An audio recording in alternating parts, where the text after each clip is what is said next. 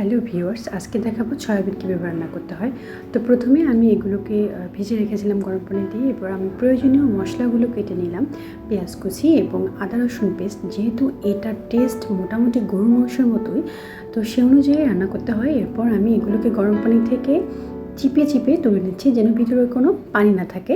এরপরে এগুলোকে আমি বেশ কয়েকবার ধুয়ে নেব। আমি 3 থেকে 4 বার অথবা 4 থেকে 5 বারও ধুয়ে নিতে পারেন, কারণ এগুলোতে ভিতরে বালু থাকে। অনেক সময় খাওয়ার সময় বোঝা যায় যে বালু আছে। তো এগুলোকে যে ধুয়ে নেওয়ার পর আমি চুলায় একটা পাতিল উঠাই দিলাম, অর্থাৎ কড়াই উঠাই দিলাম। সেখানে পরিমাণ মতো তেল দিলাম, দিয়ে আমি এখানে আমার কেটে রাখা পেঁয়াজ কুচিগুলো অ্যাড করব। প্রথমেই আমি একটু জিরার গুঁড়া অর্থাৎ জিরা দিয়ে দিলাম, যেন একটু ফ্লেভার আসে। এরপর আমি আমার কেটে রাখা পেঁয়াজগুলো অ্যাড করলাম। কেটে রাখা পেঁয়াজগুলো ততক্ষণ পর্যন্ত নাড়বো যতক্ষণ পর্যন্ত না ব্রাউন কালার হয়। এরপর আমি ব্রাউন কালার হওয়া অবধি নাড়তেই থাকলাম। খুব আস্তে আস্তে এগুলো নেড়েছিলাম, যেন লেগে না যায় নিচে, কারণ খাবারের টেস্ট নষ্ট হয়ে যায় যদি নিচে লেগে যায়। আর পানির সাথে রাখবেন যেন লেগে যাওয়ার সাথে এগুলোকে অ্যাড করা যায়। এরপর আমি আমার রসুন এবং আদার পেস্টটা অ্যাড করলাম।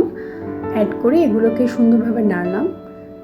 এরপর আমি আমার প্রয়োজনীয় মশলাগুলো অ্যাড করতেছি। এই যে দেখেন, এখানে লবণ, হলুদ, জিরার গুঁড়া, তারপর ধনিয়া পাতা গুঁড়া এবং গোলমরিচের গুঁড়া এখানে দিয়েছি, যেন একটা মাংসের ফ্লেভার আসে। কারণ এই সয়াবিনটা মোটামুটি মাংসের ফ্লেভার, এবং এটাকে অনেকেই গরিবের গরুর মাংস বলে থাকে।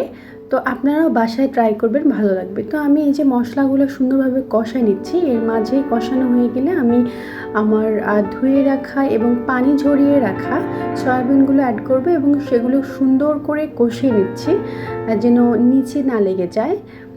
আর সয়াবিনগুলোর সাথে আমি একটু জাস্ট ভালো লাগবে বলে পেঁপে অ্যাড করেছি। আপনারা যার যার পছন্দ মতো যে কোনো কিছু অ্যাড করতে পারেন। আমি একটু গরম পানি অ্যাড করে দিলাম, এবং আমি এই পানিটাতে আবারও নাড়বো, অর্থাৎ কষাই নিব, যেন মশলাটা আরও ভালোভাবে পেঁপে এবং সয়াবিনের সাথে মিক্সড হয়। এই যে দেখেন, পানিগুলো কিন্তু খেয়ে গেল। এরপর আমি একটু জিরা অ্যাড করেছি, আর দেখেছি যে হলুদ কম হয়েছিল, বা কাশ্মীরি যে মরিচের গুঁড়াটা ছিল এটাও কম হয়েছিল, এই জন্য পরে আমি এটা অ্যাড করলাম। অ্যান্ড দেন আমি গরম পানি পরিমাণ মতো দিলাম, যতটুকু ঝোল রাখবো। আমি যেহেতু একটু মাখা মাখা রাখবো, তো সেই অনুযায়ী ঝোল দিয়েছিলাম। এই যে দেখেন, আমি এর মাঝে তুলে এটাকে আবারও নেড়ে দিয়েছিলাম। ফাইনালি এটা এরকম হয়েছে, সিদ্ধ হয়ে গেছে সব। গরম পানিতে ভিজে রাখলে তখন সিদ্ধ হয়ে যায়, এই জন্য অত বেশি রান্নার প্রয়োজন হয় না। আমার এখানে 10 মিনিট লেগেছিলো। এরপর আমি একটু ধনিয়ার কুচি দিচ্ছি। এটা বিলেতি ধনিয়া যেটাকে বলে সেটা, এটা আমার বাসায় আছে, তো এটা আমি কেটে দিচ্ছি। এটা দেওয়ার পরও টেস্টটা আরও বেশি সুন্দর হয়েছে। আমি এর লোভ সামলাতেই পারি না। আমি অ্যাজ এ মুসলিম হয়ে এটা খাই। অনেকেই মনে করে যে শুধু হিন্দুরা খায়, না, এটা মুসলমানরাও খায়। এটা অনেক প্রোটিনজাত খাবার। এই যে দেখেন ফাইনাল লুক,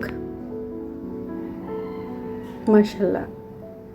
আবার দেখা হবে পরবর্তী ভিডিওতে। আসসালামু আলাইকুম।